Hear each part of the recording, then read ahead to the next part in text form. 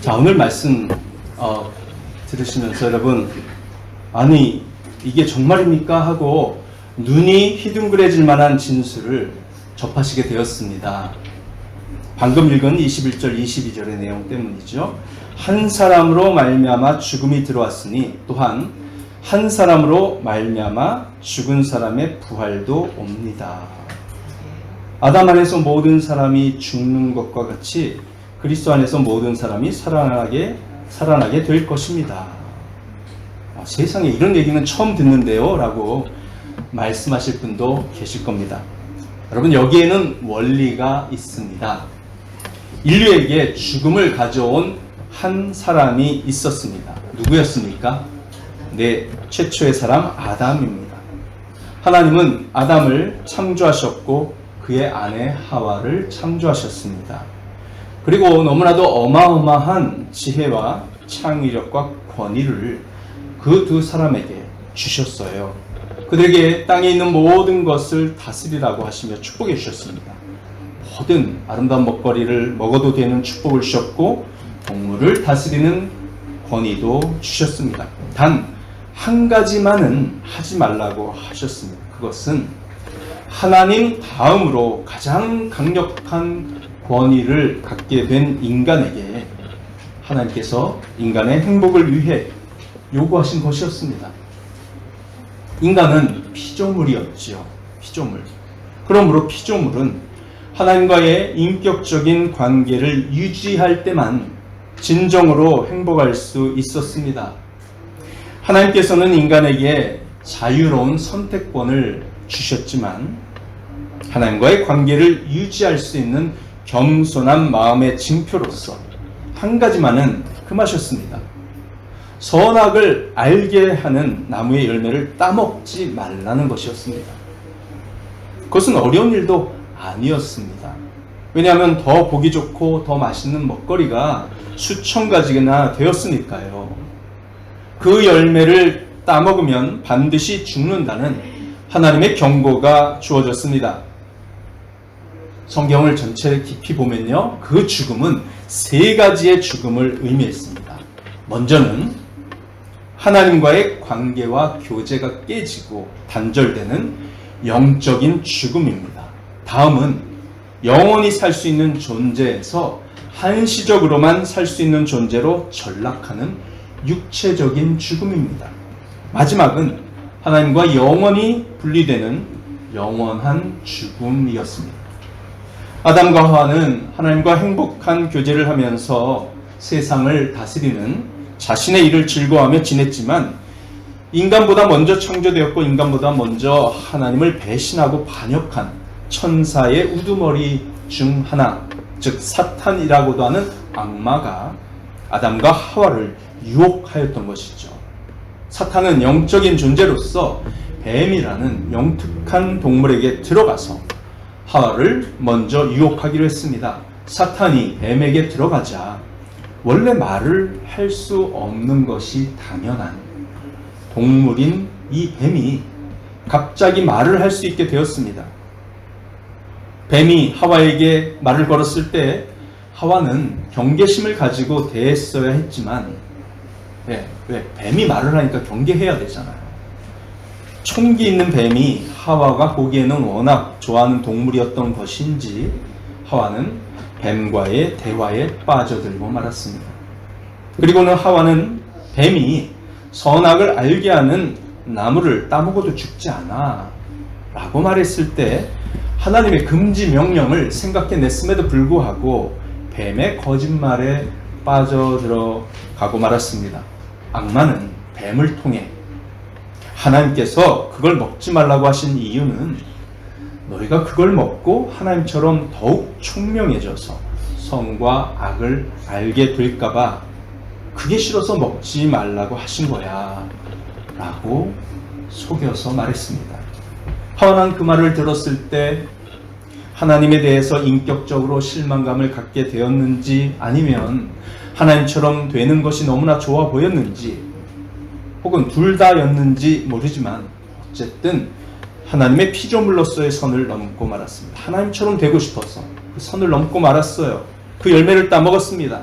그리고 남편인 아담에게도 그 열매를 갖다 주었습니다.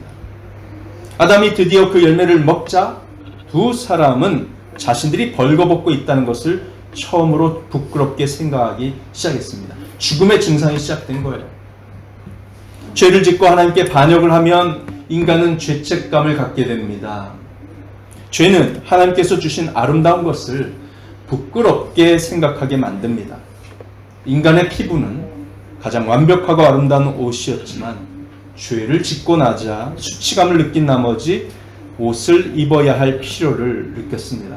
남편과 아내 사이에 유지되어 왔던 완벽한 동질감은 사라지고 서로 간의 이질감을 느끼게 되었습니다. 그들은 하나님을 피해 나무 뒤에 숨었지요. 죄는 이처럼 하나님을 두려워하게 만듭니다. 그들은 하나님께서 선악을 알게 하는 나무의 열매를 먹었느냐고 물으시자 책임을 전가하느라 바빴습니다. 하와는 하나님과 뱀에게 책임을 돌렸지요. 하나님께서 만드신 뱀이 먹으라고 해서 먹었을 뿐이라고 둘러댔습니다. 아담도 하와에게 책임을 돌렸습니다. 하나님께서 주신 아내 하와가 먹으라고 해서 먹었을 뿐이라고 말했습니다. 하나님과의 관계가 깨지면 그 결과 인간관계는 점점 파탄이 나게 되어 있습니다. 그들에게 하나님의 저주가 임했습니다. 이 저주는 원래부터 선악을 알게 하는 나무 열매를 먹으면 죽을 것이라는 하나님의 경고 속에 들어있던 죽음의 증상들입니다. 그들에게는 죄로 인한 죽음이 즉시 찾아왔습니다. 하나님과의 관계와 교제의 단절이 왔죠. 그래서 숨었습니다. 그들은 하나님을 두려워했어요. 그들에게는 그 영적인 죽음으로 인해 증상들이 시작되었고 동시에 육체적인 죽음의 증상도 따랐습니다. 여자는 즐겁고 행복하기만 해야 할 출산 과정에서 산통이라는 고통과 위험을 겪게 되었고요. 그리고 남편을 지배하려는 욕구가 생겨남으로써 부부 갈등의 원인이 커졌고 남편을 존중하기가 어려워져서 스트레스를 많이 받을 지경에 처해졌습니다. 남자는 어떤가요? 남자는 중노동을 하며 땀을 흘려야만 먹거리를 얻을 수 있다는 가혹한 노동 환경에 빠지게 되었습니다. 땅이 저주를 받아서 엉겅퀴와 가시덤불을 내고 농산물을 쉽사리 제공하지 않게 된 것이죠. 그것도 남자에겐 큰 스트레스이자 수명 단축의 원인이 됩니다. 남자는 아내를 무시하며 통제하려는 욕구를 갖게 되어서 부부 갈등의 원인이 커졌고 아내를 보호하는 사랑, 이것을 하는 것이 당연함에도 불구하고 그런 사랑을 하기가 어려워져서 더 난폭해지고 스트레스를 많이 받을 지경에 처해졌습니다. 이것이 죄의 결과입니다. 영적인 죽음, 육체적인 죽음. 그들에게는 영원한 죽음이라는 제3의 운명도 덧붙여졌지요. 하나님께서 주신 죄의 용서를 받을 방법을 받아들이지 않는 한 그들에게는 평생 지은 죄로 인해 영원한 단절이라는 죽음, 즉 지옥에 들어가게 될 운명이 생겼습니다. 자, 이것이 바로 고린도전서 15장 21절이 말하는 바입니다. 한 사람으로 말미암아, 아담으로 말미암아 죽음이 들어왔으나, 이 말씀입니다. 아담과 하와가 죽음을 경험하게 되자 그 자손들 모두가 죽음을 경험하는 존재로 태어나게 되어버렸습니다. 여러분, 무슨 일이 일어나는지 아십니까? 아담과 하와는 인류의 대표로서 하나님과 언약을 맺은 자들이었습니다. 그러므로 대표가 타락하자 인류 모두가 타락에 빠지게 된 것이죠. 그것이 바로 대표성의 원리입니다. 만일 아담과 하와가 선악을 알게 하는 나무의 열매를 따먹지 않고 지냈다면 모든 인류는 영원히 죽음을 경험하지 않고 영생을 하며 자손을 낳고 행복하게 사는 존재들이 되었을 것이 확실합니다. 만일 여러분이 아담과 하와였다면 뱀 속에 들어간 사탄의 유혹을 물리치고 행복과 영생을 안겨주는 대표로서 확실히 성공할 수 있으셨겠습니까? 만일이니까 그렇게 생각해 볼 수 있죠. 자신 있으십니까? 영원토록 하나님의 2인자로서 겸손하게 살되 하나님 안에서만 만족할 수 있으신지요? 우리가 아담과 하와를 원망해야 할까요? 원망할 사이도 없이 이미 그렇게 되어버렸습니다. 우리는 모두 아담의 자손으로서 그의 생식의 능력인 허리에 묶여 있었습니다. 아담의 유전자를 우리도 똑같이 가지고 있습니다. 아담이 죄를 짓고 타락했을 때 우리도 모두 죄를 지은 셈이 되었고 함께 타락했습니다. 아담이 죽을 운명이 되었을 때 우리 모두 죽을 운명이 되었습니다.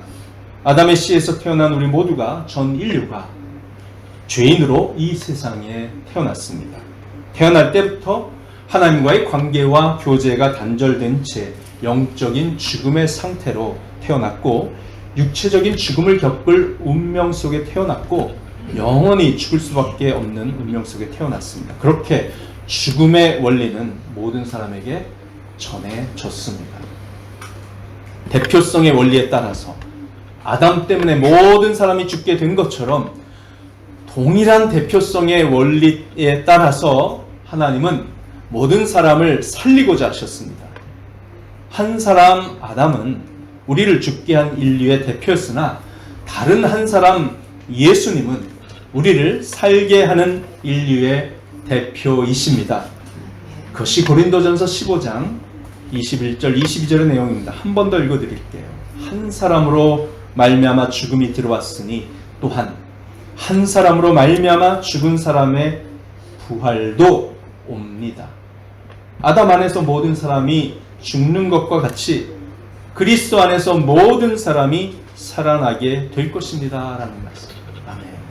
이것이 바로 놀라운 하나님의 은혜입니다. 하나님은 인간의 불행과 저주를 완전히 돌이킬 수 있는 은혜를, 그 은혜로운 방법을 인간의 타락 직후부터 허락해 주셨어요. 그것은 바로 대속의 죽음을 통한 죄의 용서라는 원리입니다. 대속의 죽음.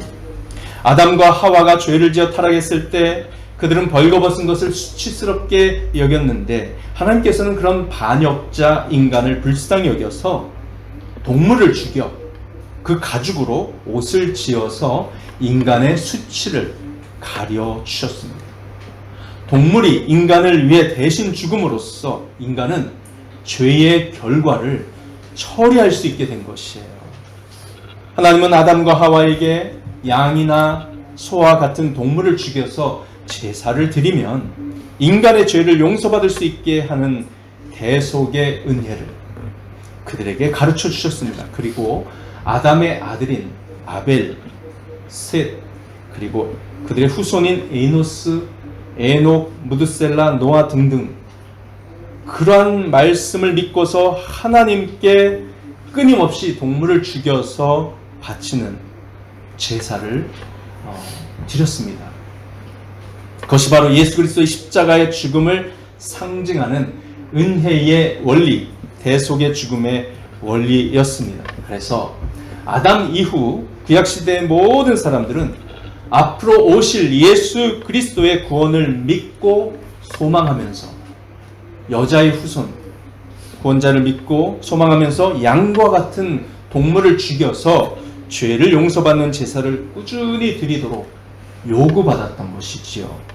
그것을 믿지 않은 사람들이 사실은 절대 다수였습니다. 그래서 노아 홍수도 있었던 거죠. 그러나 그것을 믿고 겸손히 하나님 앞에 나아온 모든 구약의 백성들은 다 하나님의 거룩한 성도와 자녀로 인정을 받아 지금 천국에 가 있습니다. 그것을 믿지 않고 우상 숭배를 하거나 다른 방법으로 하나님을 만족시키려고 했던 모든 사람들은 지금 다 안타깝게도 지옥에 가 있습니다. 이제 예수님께서 오셔서 구약 시대의 모든 동물 제사를 자신의 십자가의 죽음으로 완성하셨어요.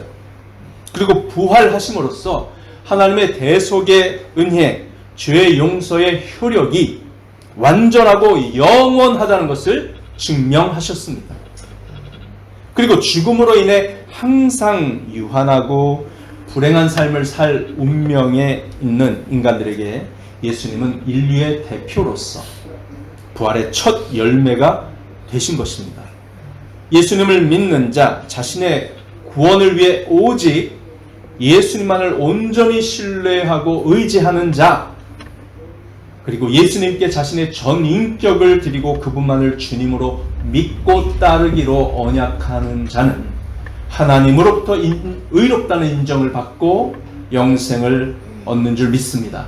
이것이 대표성의 원리의 반전이고 역전이고 저주가 축복으로 바뀐 순간인 것이죠.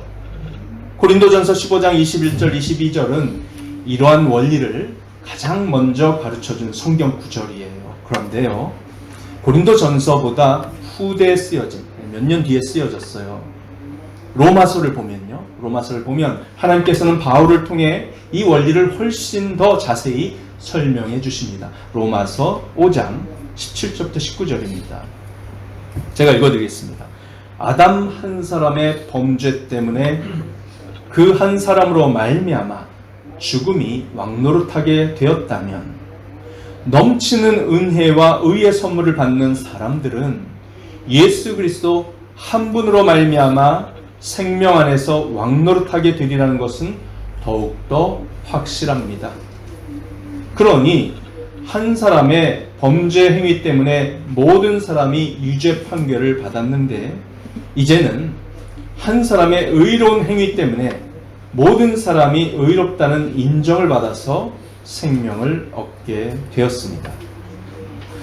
한 사람이 순종하지 않음으로 말미암아 많은 사람이 죄인으로 판정을 받았는데 이제는 한 사람이 순종함으로 말미암아 많은 사람이 의인으로 판정을 받을 것입니다.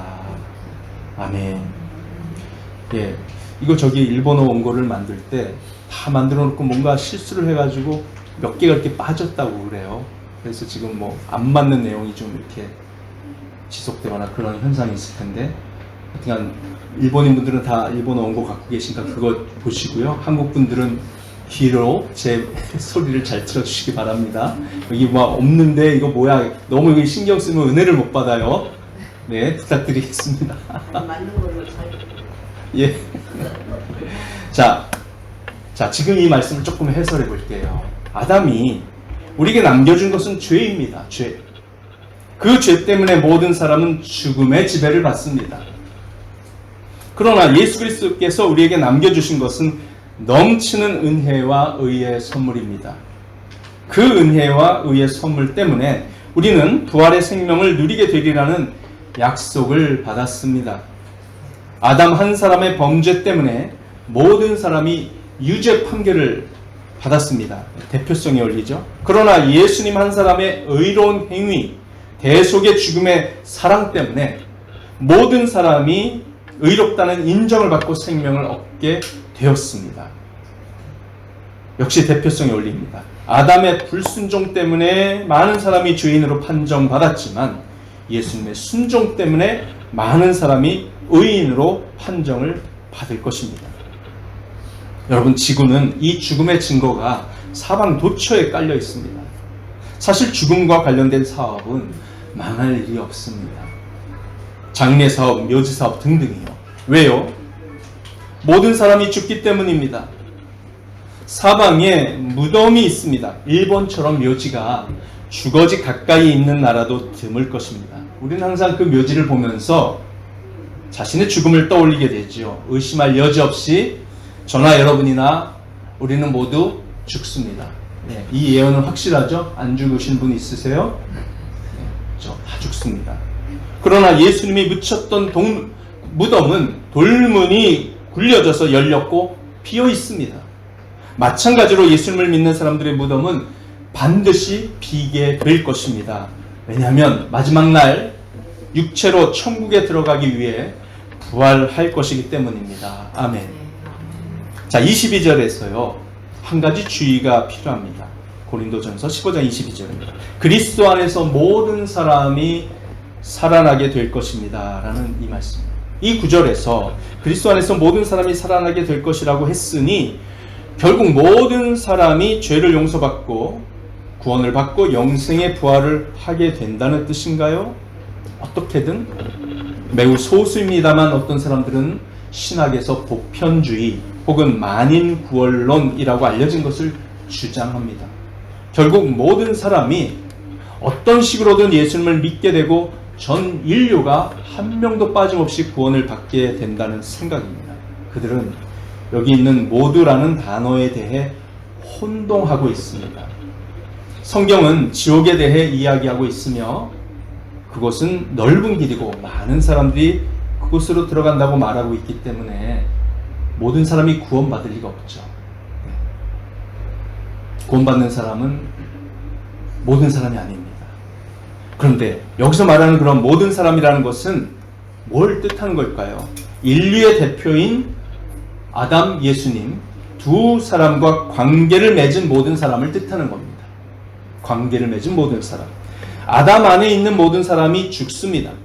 아담과 혈연 관계로서 모든 사람은 아담의 후손이기 때문이죠. 다 죽습니다. 그리스도 안에 있는 모든 사람이 살고 구원을 받고 부활합니다. 그리스도 안에 있는 모든 사람입니다. 그냥 모든 사람이 아니고요. 인간은 태어날 때부터 하나님과의 관계와 교제가 끊어진 채 태어나기 때문에 예수님과 관계를 맺고 예수님 안에 들어가려면 먼저 죄를 회개하고 예수님을 믿고 교회에 속하는 것 외에는 방법이 없습니다. 예수님을 믿지 않으면 아담과의 관계만이 유효해요. 그러니까 예수님을 믿지 않으면 영생을 얻을 수 없고 부활할 수 없다는 것이죠. 자, 우리는 모두 죽고 아담에게서 자연적으로 혈연 관계로 내려오는 모든 사람은 죽습니다. 그리고 그리스도와 초자연적으로 관계를 맺은 모든 사람은 삽니다. 그것이 핵심입니다. 그리스도 안에 있는 모든 사람은 살아요. 그리스도 안에 있지 않다면 여러분은 여전히 아담 안에 있는 것입니다.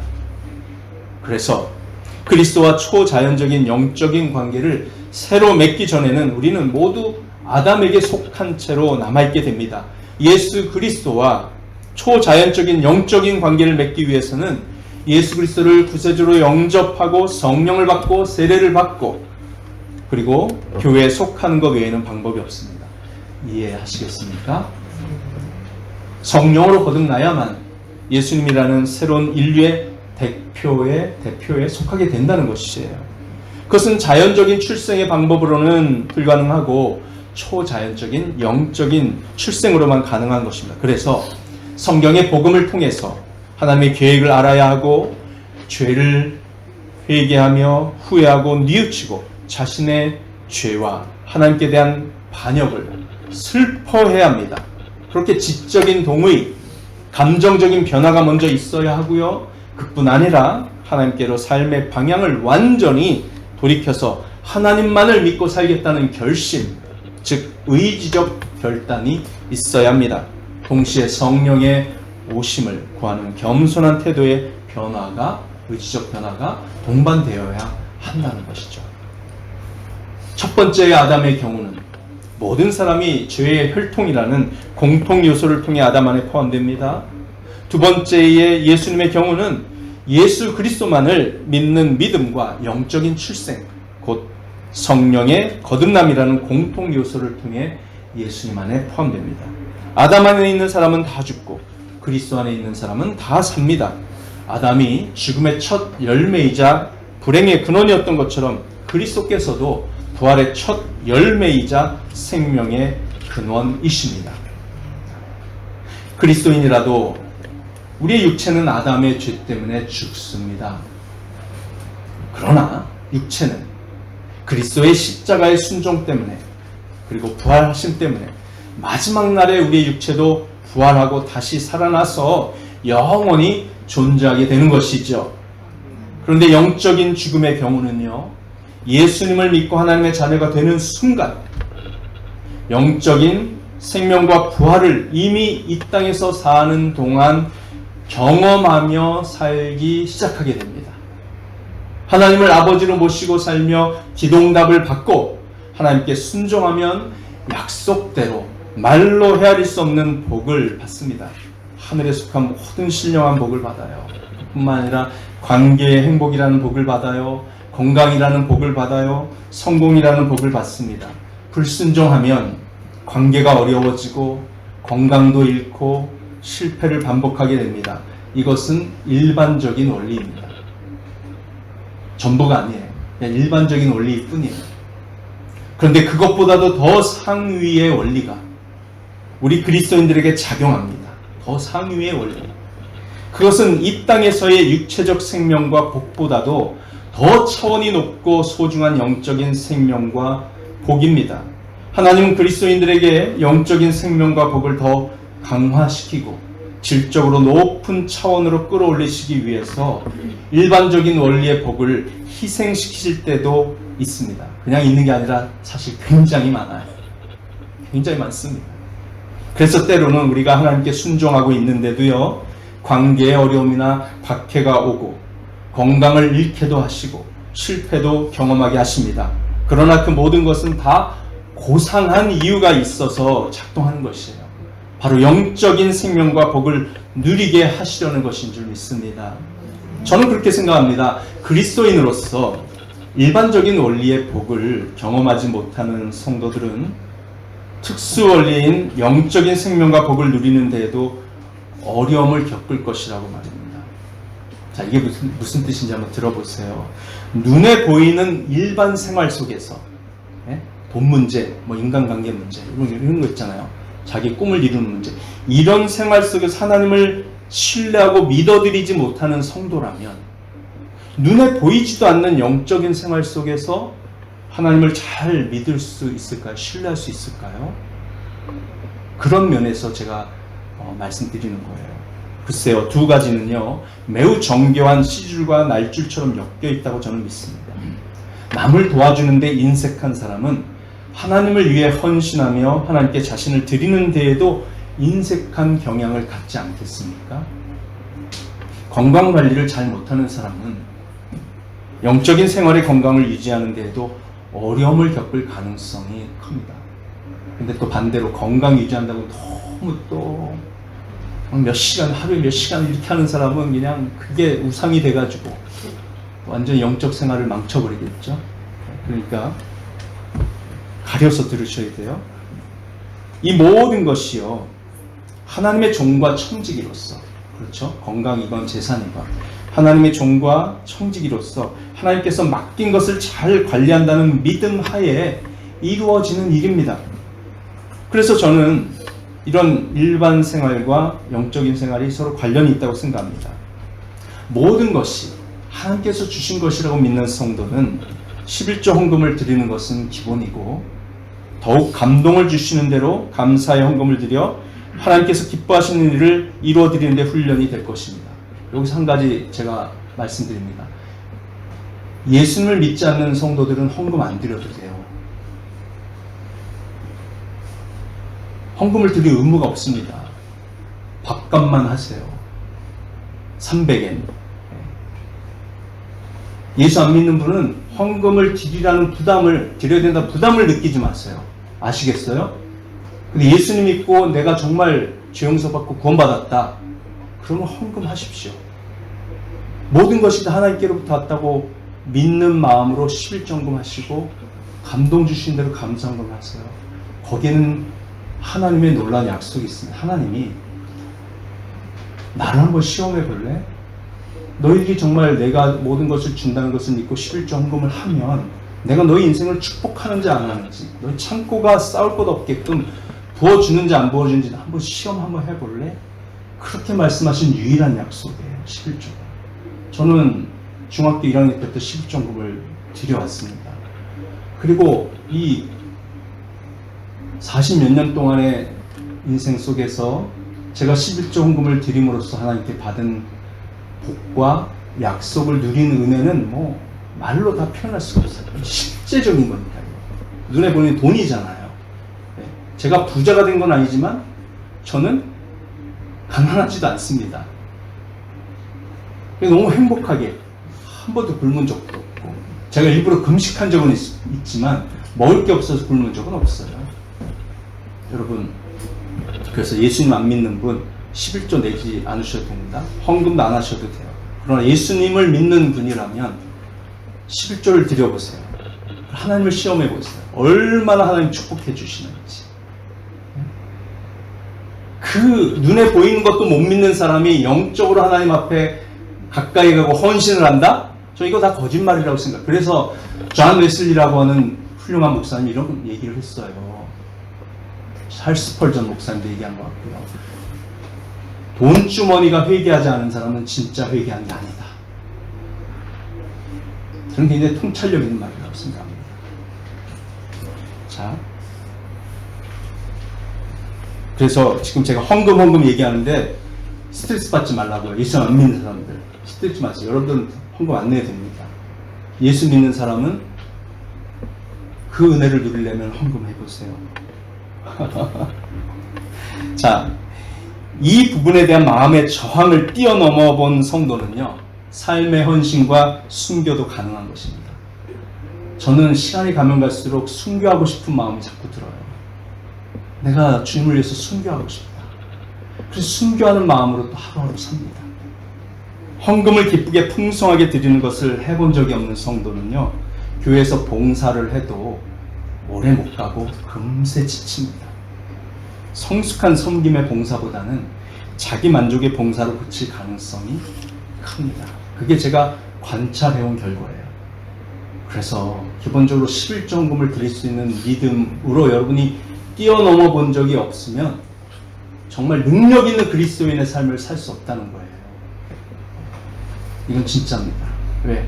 11조헌금을 못 드리니까 항상 돈의 유혹을 받는 거죠, 이 사람은. 근데 무슨 영적으로 하나님께서 기뻐하시는 우선순위의 삶을 살 수 있겠습니까? 제가 그거 얘기하는 거예요. 예수님 그러셨죠? 너희 물질 있는 곳에 뭐가 있다고요? 마음도 있느니라. 11조헌금을 드릴 수 있다? 그러면 하나님께서 모든 걸 주신다고 믿는 거예요. 하나님이 책임져 주시니까 무슨 두려움이 있고 무슨 걱정이 있겠습니까? 마음이 하나님께 가 있는데. 그거 얘기하는 거예요, 지금. 그래서요, 저는 목사로서 여러분의 일반적인 삶과 영적인 삶의 진정한 행복과 성숙함을 위해 권하고 싶습니다. 인간관계 관리, 건강관리, 삶의 목표 관리의 영역에서 하나님을 온전히 신뢰하십시오. 그리고 그것보다 더 어려운 하나님과의 관계의 친밀함, 영적인 싸움에서의 견고함, 성령의 열매를 맺고 봉사와 사역의 열매를 맺는 것에 있어서도 더욱더 하나님을 온전히 신뢰하시길 바랍니다. 그리고 그 두 가지는요, 서로 연결되어 있음을 이해하십시오. 둘 다 성공하는 경험을 해야 합니다. 그리고 궁극적으로는 영적인 삶의 축복을 위해 일반적인 삶의 축복을 희생할 준비를 늘 하고 살아가십시오. 성숙한 성도라면 늘 준비를 하고 살아갔어요. 그래야 하나님께서 사용하시기 좋은 사람이 됩니다. 교회에 유익한 사람이 됩니다.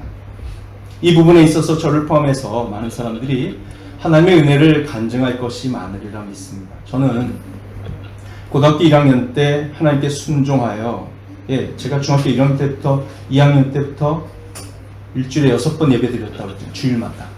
주일학교 교사 봉사하고 성가대하고 뭐 하고 그렇게 해서 하나님께 복을 받았어요. 서울대에 갈 학력을 축복을 얻었습니다.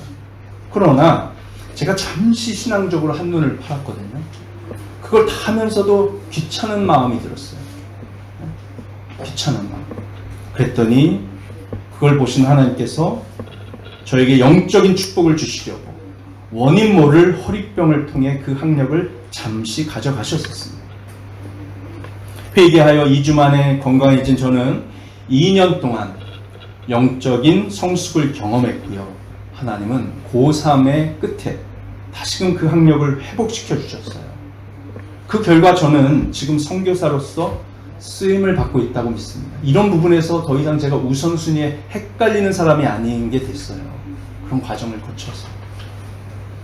그러니까 학력을 희생당한 건 정말 영적인 복이 된 거죠. 제 입장에서. 그래서 저는 어릴 때부터 깨달았어요. 어릴 때부터. 이것을 여러분들이 신앙생활에서 경험을 하셔야 됩니다. 말씀을 맺겠습니다. 우리 모두는 아담 안에 속하여 죽음을 겪게 됩니다. 이제 우리는 아담의 죄로 인해 우리에게 운명처럼 주어진 세 가지 죽음인 영적 죽음, 육체적 죽음, 영원한 죽음을 해결하여 주기를 간절히 바라시는 하나님의 선물과 약속을 받았습니다. 우리 모두는 예수 그리스도 안에 속할 때만이 참된 생명을 겪게 됩니다. 영적으로 하나님과 관계를 맺게 되고 육체적으로 부활을 하게 되며 영원한 죽음인 지옥에서 벗어나 천국에 가게 될 것입니다. 그리고 하나님과의 관계와 교제를 맺고 살아가는 그리스도인의 삶 속에서 일반적인 축복과 영적인 축복을 다 경험하시기를 여러분 바랍니다. 그러나 영적인 축복의 우선순위를 위해 일반적인 축복을 희생할 수 있는 강한 믿음을 가지고 사시기를 부탁드립니다. 그것이 정말 우리가 부활을 약속받은 그리스도인으로서 우리 하나님 앞에 드릴 수 있는 최소한의 믿음 생활의 기본 자세 아닐까 이렇게 생각됩니다. 기도하시겠습니다. 오늘 우리에게 주신 말씀 여러분에게 부딪힘이 된 것도 있을 것이고 또 깨닫고 감사하는 마음이 들기도 하셨을 것이고 회개할 것이 있는 분도 있을 것이고 또 우리 주님 앞에 간구하고 싶은 마음이 드신 분도 있을 겁니다.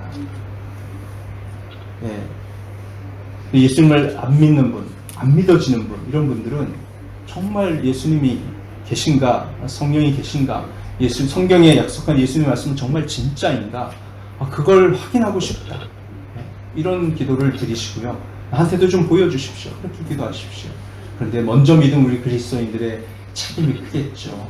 먼저 믿은 저희들이 성령의 충만함을 받아서 말씀에 순종해서 우리의 삶 가운데 막 간증들이 넘쳐날 때 지금 믿기 어려운 분들이 우리의 삶의 변화와 그런 능력이 임하는 것을 보고 저분들이 마음이 열리게 될 거라고 저는 생각해요. 기도하겠습니다. 하나님, 이 시간 주님을 사랑하고 주님의 은혜에 감사하는 성도들이 귀한 정성으로 드린 이 헌금을 주님 기쁘게 받아주심을 믿고 감사드립니다.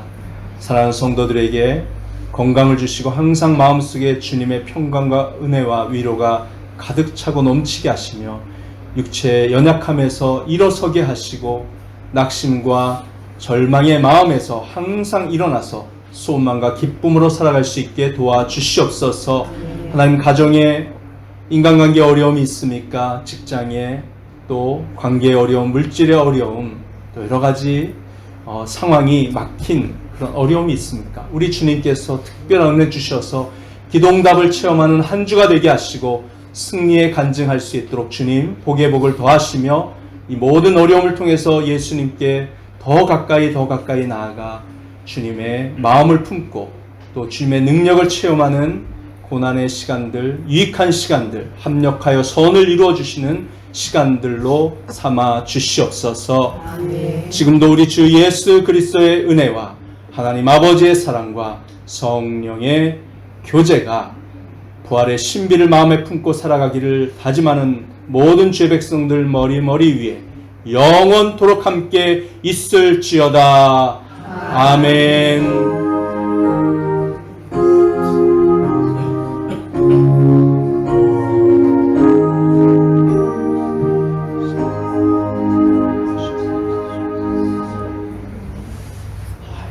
앞뒤좌우로 인사 나누시겠습니다. 사랑하고 축복합니다.